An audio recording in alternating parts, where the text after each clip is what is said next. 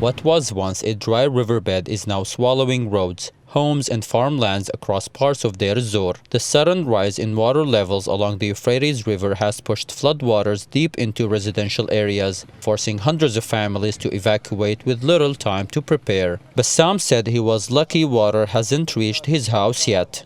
The residents of Deir Ezzor have suffered greatly, and people are now starting to leave behind their belongings, taking only the most precious things with them. We ask the government to maintain control of the situation, as the water is still rising and people are frightened. The situation is disastrous. But after a few minutes later, the floods hit. Emergency and local teams have been deployed across affected areas as the situation deteriorates. Several roads have become inaccessible and bridges damaged after floodwaters swept through low-lying areas, complicating rescue and relief efforts. All bridges have been flooded, and this is the only road leading to our neighborhood, so everyone is using it. The water has also reached the farmlands, and fortunately people managed to move their cattle before the flooding. Teams are helping residents, but we fear that if the water rises any further, our houses could be completely submerged.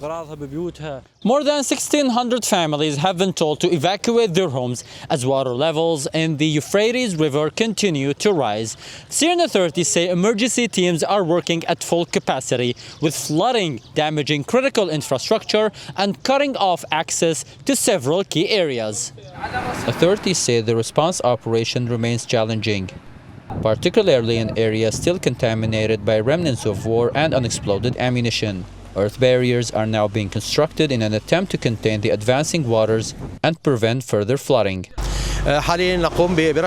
We are building earth barriers in these areas due to the rising water levels of the Euphrates, which have started reaching residential areas.